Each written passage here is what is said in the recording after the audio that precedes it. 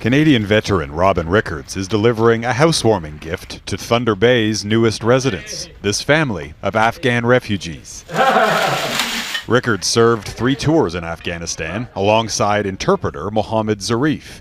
As the Taliban took over last summer, Zarif's family escaped to Pakistan. But their happy reunion is being overshadowed by the news about 10-year-old Nazifa. The Afghan girl was also preparing to come to Canada before she was killed by the Taliban. An entirely preventable tragedy. The folks that worked with us, the folks that worked hard for us, them and their families are left behind, and increasing numbers of them are being killed.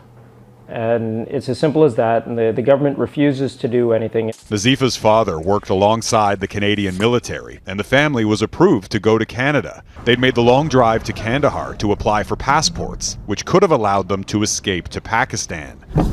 But after driving through a Taliban checkpoint last week, one of the guards suddenly started firing at the vehicle.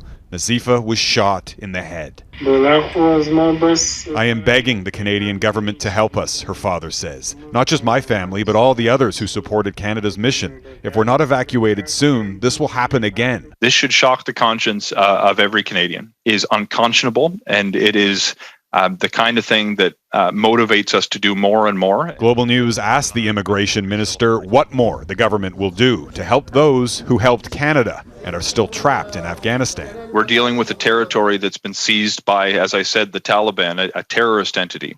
We're dealing with a complete lack of access to a working airport. But Kabul's airport is operational, and the Taliban has so far not prevented Afghans with Canadian visas from leaving. Canada's conundrum is where and how to process their biometrics and security checks with no diplomatic presence in the country. Telling people that they need to go and get the necessary documentation and the visas and the passports and the bureaucratic red tape is not going to work, and that's going to cost lives. A new special committee of MPs met for the first time this week and is investigating the government's handling of the Afghanistan crisis, which will now include questions about Nazifa's case. We need answers from the Trudeau government as to why this was allowed to happen. In the meantime, Bashir, his wife, and other children are mourning the loss of their bright little girl as they wait for the Taliban to issue their passports.